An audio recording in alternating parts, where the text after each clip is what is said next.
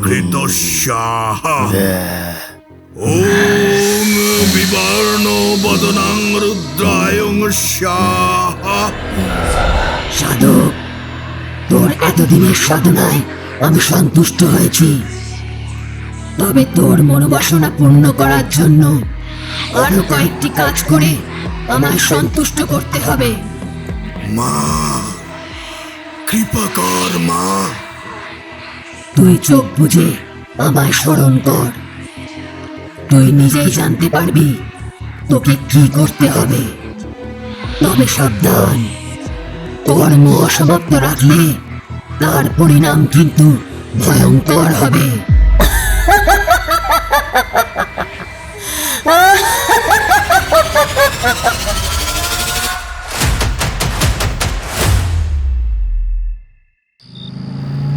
রোজ জলা দুপুরে গাল করে কুকুরে।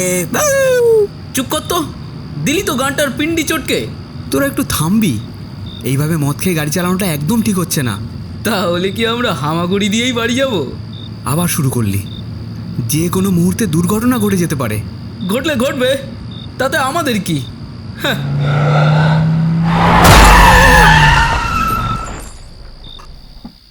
অ্যাক্সিডেন্ট হলো মনে হচ্ছে।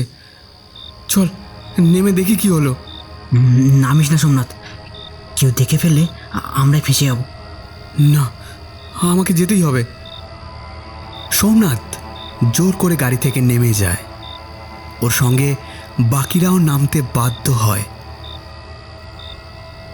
ওরা গিয়ে দেখলো আপাদমস্তক কালো চাদরে মোড়া একজন লোক রাস্তায় শুয়ে আছে। বয়স সঠিক আন্দাজ করা যায় না, তবুও দেখে বৃদ্ধই মনে হলো। লোকটার চোখ ভীষণ মায়া ভরা, অসহায়ভাবে ওদের দিকে তাকিয়েছিল। হেই হায়, তাড়াতাড়ি ধর, এনাকে হাসপাতালে নিয়ে যেতে হবে। তোর কি মাথা খারাপ হয়েছে নাকি? একে তো বুড়ো লোক, তার উপরে আঘাত পেয়েছে। হাসপাতালের পথে যদি কিছু হয়ে যায় তবে তো আমরাই ফেঁসে যাব। তার চেয়ে ওকে এই অবস্থায় ফেলে রেখে এখান থেকে সটকে পড়াই ভালো। না না, আমায় ফেলে রেখে যেও না। আমি আমি আমি বাঁচতে চাই, দয়া করো। সোমনাথের মনটা খুব খারাপ হয়ে গেল, কিন্তু বন্ধুদের মুখে বিপদের কথা বুঝে অনিচ্ছা সত্ত্বেও গাড়িতে উঠে বসল সোমনাথ। রাস্তার ওপর আহত বৃদ্ধকে রেখে ওরা সেখান থেকে চলে গেল। সাতকুলে সোমনাথের কেউ নেই। একটা বেসরকারি অফিসে কাজ করে সে। কাজের চাপ থেকে মুক্তি পেতেই মাঝে মধ্যেই বন্ধুদের সঙ্গে বেরিয়ে পড়ে বিভিন্ন জায়গায়। আজও সে বেরিয়েছিল বন্ধুদের সঙ্গে। সোমনাথের বন্ধুরা সকলেই ড্রিঙ্ক করেছিল। মত্ত অবস্থায় জঙ্গলের মধ্যে দিয়ে ড্রাইভ করার ফলে পথে আকস্মিক দুর্ঘটনা ঘটে গেছে। তারপর থেকে সোমনাথের কিছুতেই মন বসছে না। বিশেষত আহত বৃদ্ধকে রাস্তার উপর ফেলে আসার জন্য নিজেকে দোষী মনে হচ্ছিল তার। কিছুতেই মনকে সান্ত্বনা দিতে পারছিল না সে।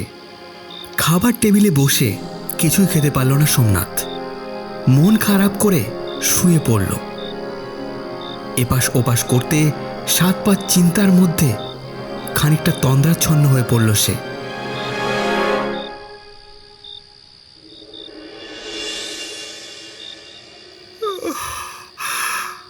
আমায় এমন ভাবে ফেলে রেখে গেলি বাবা।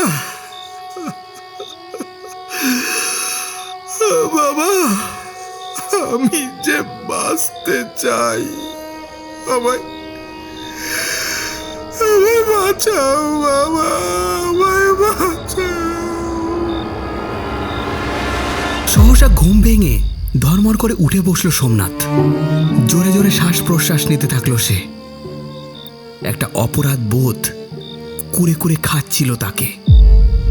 সে দ্রুত সিদ্ধান্ত নিল দুর্ঘটনাস্থলে সে এক্ষুনি যাবে। নিজের গাড়ি নিয়ে বেরিয়ে পড়ল সোমনাথ। ঘটনাস্থলে পৌঁছে সোমনাথ দেখল আহত বৃদ্ধ তখনও সেইভাবেই পড়ে আছে।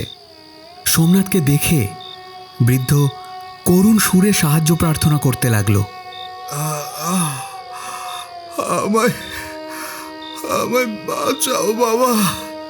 এই কষ্ট আমি আর সহ্য করতে পারছি না। চলুন, আপনাকে হাসপাতালে নিয়ে যাব, ভালো হয়ে যাবেন আপনি। না না, হাসপাতালে নয় বাবা, আমাকে বাড়ি পৌঁছে দিলেই হবে বাবা, তাহলেই আমি সুস্থ হয়ে যাব। সোমনাথ একটু অবাক হলো, তবুও রাজি হয়ে গেল। আচ্ছা, তবে তাই চলুন, আপনাকে আমি গাড়িতে করে পৌঁছে দিচ্ছি। না বাবা, আমি যেখানে থাকি সেখানে গাড়ি যাবে না বাবা, পায়ে হেঁটেই যেতে হবে। অগত্যা সোমনাথ বৃদ্ধকে ধরে নিয়ে এগোতে থাকে বৃদ্ধের বাড়ির দিকে। পথ চলতে চলতেই কথোপকথনে মেতে ওঠে ওরা। তা বাবা, তুমি তো আমার অনেক উপকার করলে। তা বাবা, তোমার নামখানি কি বাবা? আমার নাম সোমনাথ। তা কোথায় থাকো?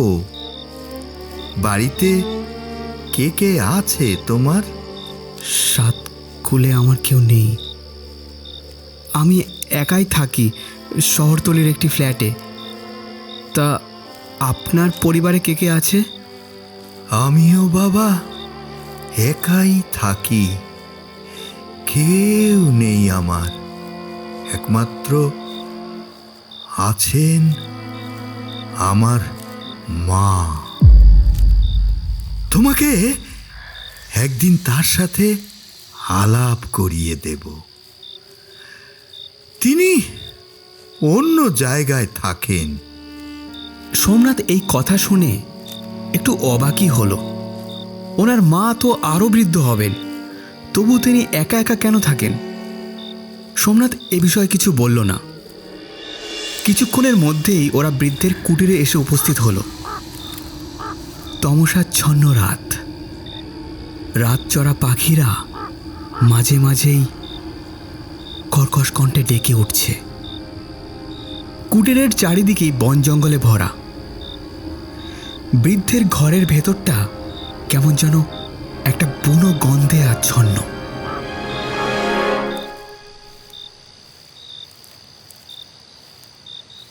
বৃদ্ধ একটা প্রদীপ জ্বালালো কোনো রকমে। ঠিক সেই সময় কয়েকটা বাদুড় জানলার পাশ দিয়ে ডানা ঝাপটে উড়ে গেল। কেটে যাওয়া অংশগুলিতে বৃদ্ধ লতা পাতা দিয়ে বেঁধে দিল। তারপর কুঁজো থেকে গ্লাসে করে তরল পানীয় খেতে দিল সোমনাথকে। এই এই নাও বাবা। বেশ তেষ্টাও পেয়েছিল সোমনাথের। ঢক ঢক করে বেশ খানিকটা পানীয় খেয়ে ফেলল সে, কিন্তু তারপরেই বিষাদে মুখ কুঁচকে ফেলল। কেমন যেন একটা আঁশটে গন্ধ। কি হলো বাবা, তোমার মুখ দেখে মনে হচ্ছে গরিবের বাড়ি সামান্য কিছু খেতেও তোমার ভক্তি হচ্ছে না, তাই তো? আরে না না, আমি খাচ্ছি তো। অনিচ্ছা সত্ত্বেও সোমনাথ বাকিটুকু পানীয় পান করল। দেখলেই তো বাবা, একাই থাকি, শুশ্রূষা করারও কেউ নেই। তোমার যদি অসুবিধা না হয় তাহলে আগামীকাল একবার এখানে এসো, আমার আমার খুব ভালো লাগবে। কথা বলতে বলতে বৃদ্ধ সোমনাথের মাথায় আশীর্বাদের ভঙ্গিতে হাত রাখল। নিশ্চয়ই আসব, আপনি অসুস্থ, আপনাকে দেখতে আসাটা আমার কর্তব্য। তারপর সেখান থেকে সোমনাথ বাড়ি ফিরে এলো। বেশ নিশ্চিন্ত মনে গভীর ঘুমে আচ্ছন্ন হলো।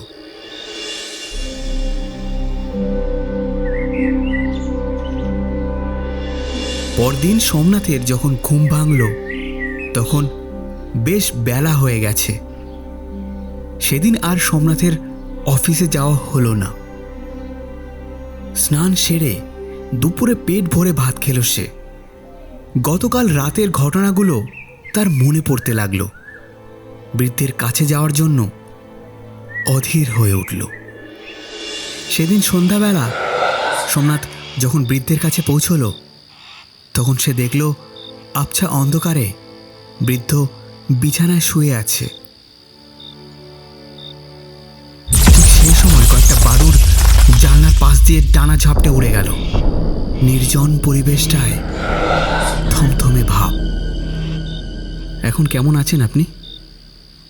ওই আছি একরকম বাবা, তবে ব্যথাটা এখনো কমেনি। ঘরের আলোটাও তো জ্বালানো হয়নি দেখছি। ও হ্যাঁ হ্যাঁ হ্যাঁ, এই যে বাবা, আমি এক্ষুনি জ্বালাচ্ছি। বৃদ্ধ বিছানা থেকে উঠে প্রদীপ জ্বালালো। তারপর কুজো থেকে সেই গ্লাসে পানীয় খেতে দিল সোমনাথকে। আজকের পানীয়টা গতকালের থেকে ভালো লাগলো সোমনাথের। সোমনাথ বৃদ্ধের হাতে কিছু টাকা দিতে গেল। বুড়ো বাবা, এটা রাখুন। বাবা, আমি গরিব হতে পারি, কিন্তু শুধু শুধু টাকা নিতে আমার আত্মসম্মানে লাগে। তোমাকে দেখে তোমাকে আমার নিজের ছেলের মতো মনে হয়েছে বাবা। তবে তবে আমি তোমার এই টাকা নিতে পারি, কিন্তু খালি খালি তো আমি নেব না বাবা। তোমাকেও যে একটা কিছু আমি দিতে চাই। আচ্ছা, এই যে বাবা, এই এই তেলটুকু নাও। তোমার তো একা থাকো, কোনো নিজের দিকে খেয়ালই রাখো না। এই এই তেলটা তুমি অন্তত 21 দিন ব্যবহার করবে, তাহলেই দেখবে তোমার শরীর কেমন চনমনে হয়ে ওঠে। আপনি ভালোবেসে দিচ্ছেন, অবশ্যই ব্যবহার করব। প্রতিদিন স্নানের পরে ব্যবহার করবে, তবেই তুমি বুঝতে পারবে এই তেলের কি মাহাত্ম্য। এইভাবে বেশ কয়েকদিন কাটল।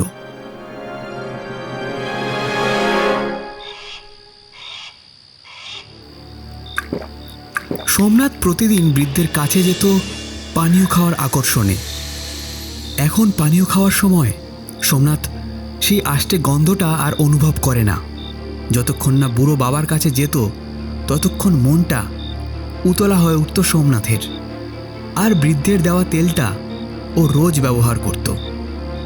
যেদিন ব্যবহার করতে ভুলে যেত, সেদিন কেউ যেন তার কানের কাছে ফিসফিস করে মনে করিয়ে দিত তাকে।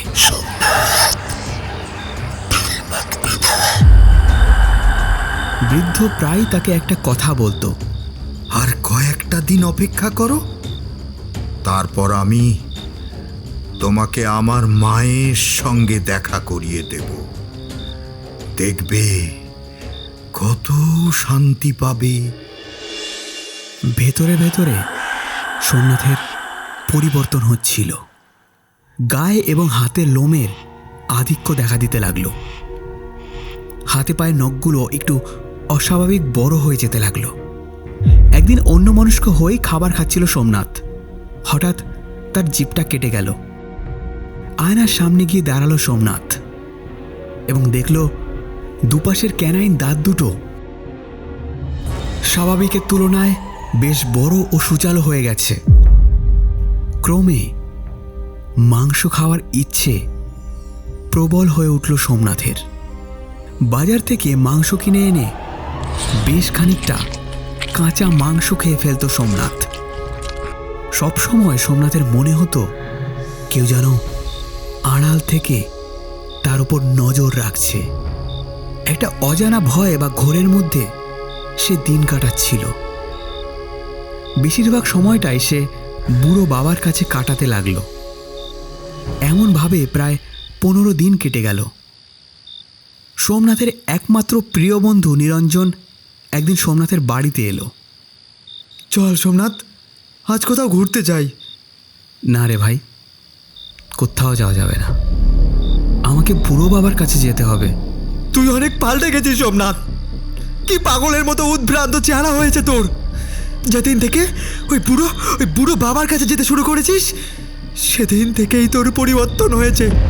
আমার মনে হয় কি জানিস, ওই বুড়ো বাবা কোনো মন্ত্রের দ্বারা বশ করে ক্ষতি করছে তোর।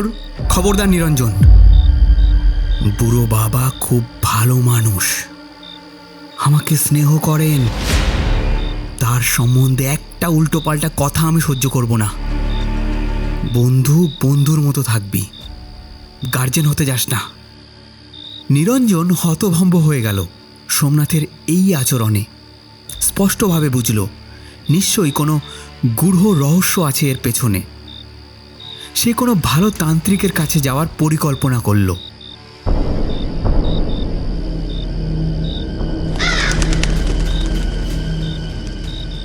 কাকটা উড়ে এসে বুড়ো বাবার ঘরে ঢুকলো এবং উড়ে গিয়ে বসলো একটি কুৎসিত অবয়বের কাঁধে। অবয়বটা একটা চুলের গন্ধ শুকছিল। অবয়বের ঠিক বিপরীতে বসে আছে সেই বুড়ো বাবা। বুড়ো বাবার একই রূপ। এতদিন বুড়ো বাবাকে যেমন লাগছিল, আজ যেন ঠিক তার বিপরীত রকম লাগছে। বেশ ভয়ঙ্কর, চোখ দুটো লাল, একটা অজানা গাম্ভীর্য এবং বিস্ময় লুকিয়ে আছে তার মুখমণ্ডলে। কাকটা অবয়বের কানের পাশে এসে কাকা করে ডাকলো। স্নান করেছে, কিন্তু তেল মাখেনি।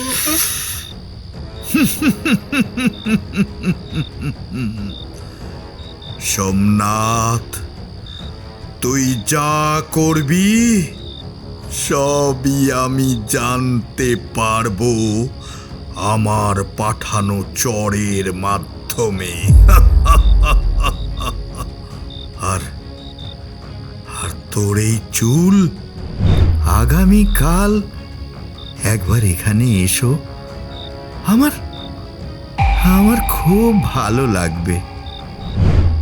আমার তোর সব কার্যকলাপ জানতে সাহায্য করবে। যা, সোমনাথকে মনে করিয়ে দে। বুড়ো বাবা ইশারা করতেই কাকটা আবার উড়ে গেল সোমনাথকে মনে করিয়ে দিতে। সোমনাথ যখনই বুড়ো বাবার দেওয়া তেলটি মাখতে ভুলে যেত, কোনো একটি অদৃশ্য ছায়া বা চর তাকে সবকিছু মনে করিয়ে দিত।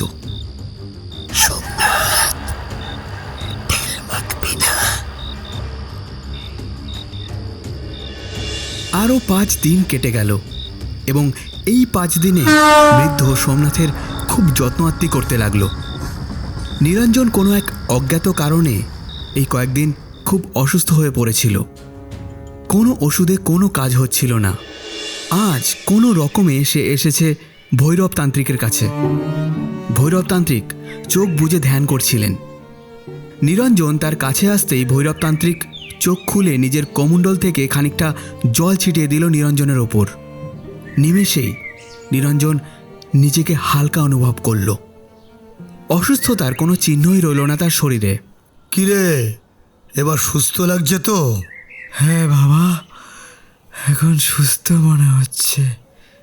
এবার বল, কেন আমার কাছে এসেছিস? আমার বন্ধু সোমনাথকে বাঁচার সাথে বাবা। ও এক বুড়ো বাবার কবলে পড়ে সম্পূর্ণ পাল্টে গেছে। আমার সঙ্গেও খারাপ ব্যবহার শুরু করেছে। এরূপটা ও কোনোদিনও করে না। পুরো ঘটনাটা আমাকে খুলে বল, তবেই কিছু সুরাহা করতে পারবো। আমার মনে হয় কি জানিস, ওই বুড়ো বাবা ক্ষতি করছে তোর। খবরদার নিরঞ্জন, তার সম্বন্ধে একটা উল্টোপাল্টা কথা আমি সহ্য করব না। বন্ধু বন্ধুর মতো থাকবি, গার্জেন হতে যাস না। ভৈরবতান্ত্রিক সমস্ত ঘটনা শুনে একটি প্রাচীন পুঁথি বের করলেন। এবার বুঝেছি। এইসব ক্রিয়া পিশাচ সাধনার অংশ। কোনো সাধক যদি সাতকুলে কেউ নেই এমন মানুষকে তার উপাস্য অপদেবীর কাছে বলি প্রদান করে, তবে সাধক সেই মানুষটির সমস্ত আয়ু লাভ করবে এবং অত্যন্ত শক্তিশালী তান্ত্রিকে পরিণত হবে। বলি প্রদানের আগে জাতককে 21 দিন পশুর রক্ত খাওয়াতে হবে এবং স্নানের পর বিশেষভাবে তৈরি মাছের গন্ধযুক্ত তেল চুলে মাখতে হবে, তবেই সে বলির উপযুক্ত হবে। আর বলি দিতে হবে কৌশিকী অমাবস্যার রাতে, তবে এই সাধক সাধনায় সিদ্ধি লাভ করবে। দুর্ঘটনার দিন থেকে তো আজকে পর্যন্ত 21 দিন হচ্ছে। আর আজকেই তো কৌশিকী অমাবস্যা, তার মানে আজকেই ওকে বলি দেবে কোনো অপদেবীর কাছে। তাহলে তাহলে কি হবে সাধু বাবা?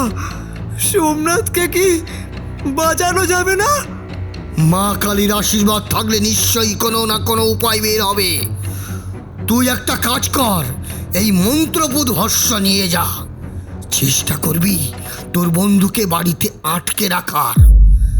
আর যদি খুঁজে না পাস তবে তাকে মনে করে ভস্য উড়িয়ে দেখবি, দিক নির্দেশ পেয়ে যাবি। এই মন্ত্রপুত ভস্যের সামনে প্রেতাত্মারাও জব্দ হবে। আপনি আপনি আমার সঙ্গে যাবেন তো সাধু বাবা? যা বলছি সেটাই কর তাড়াতাড়ি। সব কাজ সব সময় করা যায় না পাগল। বেশ খানিকটা মনক্ষুণ্ণ হয়েই নিরঞ্জন সোমনাথের বাড়ির দিকে রওনা দিল। সোমনাথ চলেছে বৃদ্ধের কাছে। আজ মায়ের সঙ্গে দেখা করাবেন বলেছেন। এইসব ভাবতে ভাবতেই মোটর বাইক চালাচ্ছিল সোমনাথ। হঠাৎ মোটর বাইকের সামনে একটা বৃদ্ধ মহিলা এসে পড়ল। জোরে ব্রেক কষায় সোমনাথ টাল সামলাতে পারল না, উল্টে পড়ল মোটর বাইক সমেত।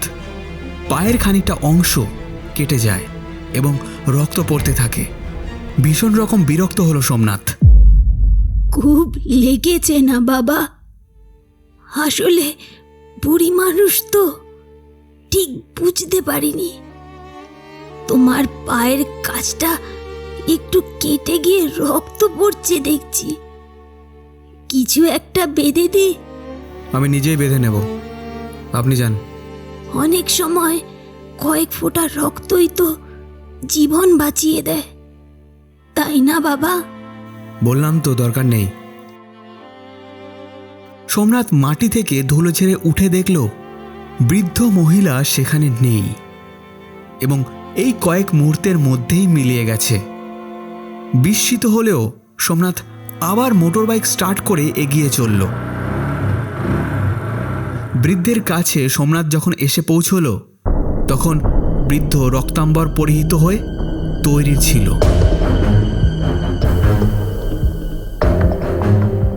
কুঁজো থেকে কিছুটা পানীয় খেতে দিল সোমনাথকে। পানীয়টি খাওয়ার পরেই সোমনাথের বাহ্যজ্ঞান লোপ পেল। সোমনাথ বৃদ্ধের আজ্ঞাবহ দাসে পরিণত হল। বৃদ্ধ সোমনাথকে একটি প্রাচীন গুহায় নিয়ে এলো। তান্ত্রিকের বেশে শুরু করলো অপদেবীর আরাধনা। এদিকে নিরঞ্জন সোমনাথের বাড়িতে গিয়ে দেখলো সোমনাথ বাড়িতে নেই।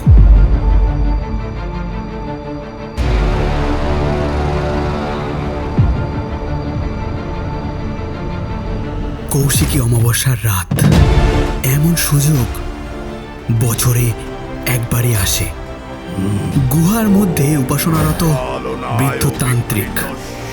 বৃদ্ধতান্ত্রিকের নাম ব্রজমোহন তান্ত্রিক। চিরযৌবন ধরে রাখার জন্য তার এই সাধনা। যাকে বলি দেওয়া হবে তার আয়ু প্রাপ্ত হবে এই সাধকের। বছরে একবার করে অ্যাক্সিডেন্ট করে এবং নতুন জাতককে বলির জন্য প্রস্তুত করে বলি দেয়। সমগ্র গুহা একটা উগ্র গন্ধে ভরে আছে। সোমনাথ কাঠের পুতুলের মতো স্থির হয়ে বসে আছে। নিরঞ্জন ধীরে ধীরে গুহার মধ্যে প্রবেশ করল। সোমনাথ, তাড়াতাড়ি পালিয়ে চল এখান থেকে। এই বৃদ্ধ কোনো সাধারণ বৃদ্ধ নয়, এ হলো তান্ত্রিক। তোর বলি দিয়ে ওর সাধনায় সিদ্ধ লাভ করবে। তাড়াতাড়ি চল ভাই, তাড়াতাড়ি চল। কিন্তু সোমনাথ কোনো কথা না বলে নিরঞ্জনের গলা চেপে ধরল। হঠাৎ সোমনাথের চোখ থেকে এক ফোঁটা জল বেরিয়ে এলো। ওর মনে পড়ল নিরঞ্জন তো ওর একমাত্র প্রিয় বন্ধু। সোমনাথ নিজের হাতে নিজের বন্ধুকে কিভাবে মারতে পারে? আবার পরক্ষণে সোমনাথের মধ্যে ঠিক তার বিপরীত প্রতিক্রিয়া। শক্ত হাতে গলা চেপে ধরায় নিরঞ্জন জ্ঞান হারায়। ব্রজমোহন তান্ত্রিক এবার এক হাতে খাড়া নিয়ে সোমনাথের দিকে এগিয়ে এলো। হায় হায়, এবার সময় হয়েছে আমার মায়ের চরণে বলির রক্ত দেওয়ার। আজ আজ কেউ তোকে বাঁচাতে পারবে না আমার হাত থেকে। ব্রজমোহন তান্ত্রিক সোমনাথের গলা হাড়ি কাঠে গলিয়ে দেয়। খাড়াটা ওপরের দিকে তুলে কোপ বসাতে যাবে, ঠিক এমন সময় হঠাৎ তার নজর পড়ে সোমনাথের পায়ের ক্ষতর উপর। চমকে ওঠে ব্রজমোহন তান্ত্রিক। যাকে বলি দেওয়া হবে তার তো রক্তপাত হওয়া চলবে না, তাহলে অভীষ্ট পূর্ণ হয় না। তাহলে কি তার এতদিনের সাধনা ব্যর্থ হবে? সর্বনাশ হয়ে গেল। তোকে না বলেছিলাম আজ আজ কোনোভাবেই রক্তপাত ঘটানো চলবে না। ঠিক এমন সময় ভৈরবতান্ত্রিক গুহায় প্রবেশ করল। ছেড়ে দে শয়তান, সোমনাথকে ছেড়ে দে। তোর এই অন্তঃশ্বাস শূন্য সাধনা কোনোদিন সফল হবে না। ব্রজমোহন তান্ত্রিক ক্ষণিকের জন্য থমকে যায়। তারপর যেন একটু খুশি হয়। সোমনাথের রক্তপাত হয়েছে দেখে ভাবছিলাম আমার সাধনা বোধহয় অসম্পূর্ণ থাকবে, কিন্তু না, এবার আমার সাধনা সফল হবে। তুই তো একজন সিদ্ধ পুরুষ, তাই সোমনাথের বদলে তোকেই বলি দিয়ে আমার সাধনা সফল করব আমি। ঠিক আছে, দেখা যাক। আমিও মা মঙ্গলময়ীর সাধক, অত সহজে হার মানব না। জয় মা কালী, জয় মা ভৈরবী। তবে আয় আয় দেখি কার কত দম। শুরু হলো দুজনের মধ্যে তন্ত্রযুদ্ধ। কেউ কম যায় না, কিন্তু শেষ পর্যন্ত ভৈরবতান্ত্রিক পরাজিত হয়। ব্রজমোহন এবার সোমনাথকে সরিয়ে দিয়ে ভৈরবতান্ত্রিককে হাড়ি কাঠে গলিয়ে দিল।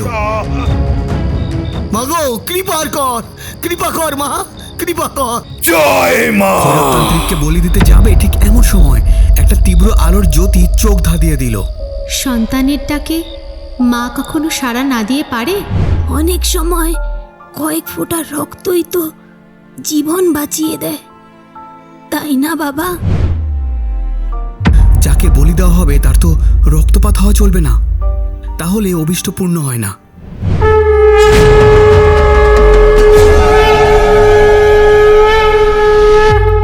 মা, মা, কৃপা করো মা।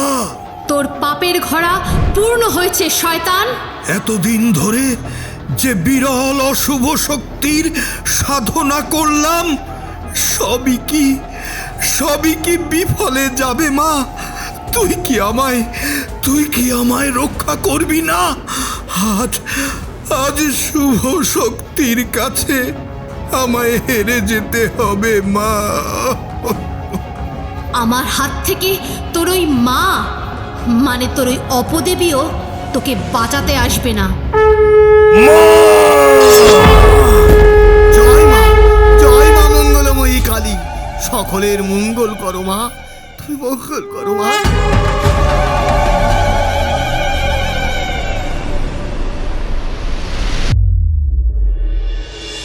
বন্ধুরা, গল্পটি কেমন লাগলো সেটা অবশ্যই কমেন্ট করে জানাবে।